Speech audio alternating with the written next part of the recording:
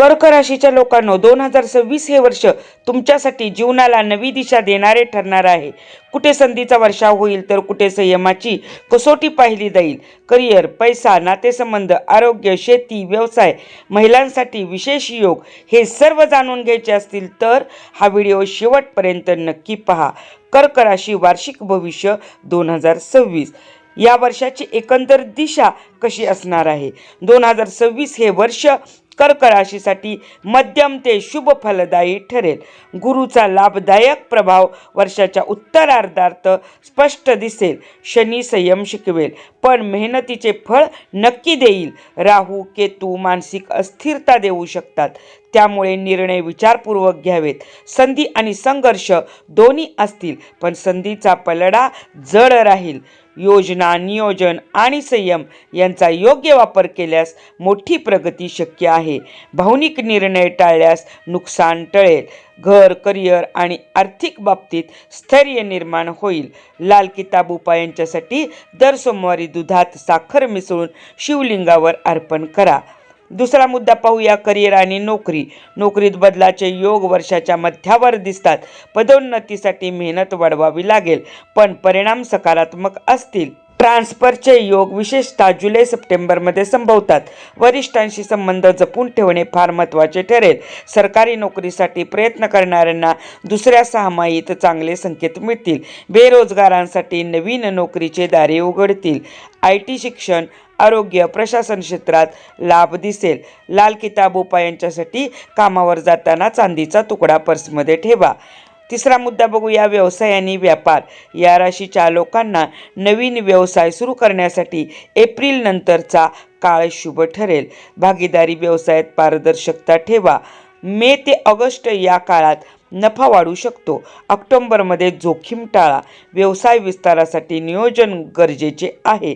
अनावश्यक कर्ज टाळावे. लाल किताब उपायांच्यासाठी दुकानात किंवा ऑफिसमध्ये पाण्याने भरलेला माठ ठेवायचा आहे. चौथा मुद्दा पाहूया, आर्थिक स्थिती, धन, पैसा आणि गुंतवणूक. उत्पन्न वाढीचे योग वर्षाच्या उत्तरार्धात मजबूत होतील. खर्च वाढवणारे महिने मार्च व सप्टेंबर. जुने कर्ज फेडण्याची संधी मिळेल. शेअर मार्केटमध्ये सावध गुंतवणूक करा. अचानक धनलाभ योग जूनमध्ये संभवतो. याच्यासाठी लाल किताब उपाय, पांढऱ्या वस्तूंचे दान करा, उदाहरणार्थ तांदूळ आणि दूध. कर्क राशींच्या महिलांसाठी वार्षिक भविष्य कसे असेल. घर आणि करिअरचा समतोल राखावा लागेल. मानसिक ताण जाणवू शकतो. स्वतःसाठी वेळ काढा. माहेर सासर संबंधात संवाद वाढवा. आर्थिक स्वावलंबनाचे योग आहेत. गृहिणींसाठी जून-डिसेंबर अत्यंत शुभ आहे. यांच्यासाठी लाल किताब उपाय, दर शुक्रवारी देवीला पांढरे फूल अर्पण करा. कर्क राशीच्या शेतकऱ्यांसाठी वार्षिक भविष्य बघूया. पीक उत्पादन मध्यम ते चांगले राहील. पावसाचे संकेत समाधानकारक आहेत. शेतीत गुंतवणूक विचारपूर्वक करा. सरकारी योजनांचा लाभ घ्या. दुग्ध व्यवसायातून अतिरिक्त उत्पन्न होईल. लाल किताब उपाय म्हणजे शेतात गूळ आणि पाणी शेताला अर्पण करा. व्यापारी व उद्योजकांसाठी हे वर्ष कसे असेल.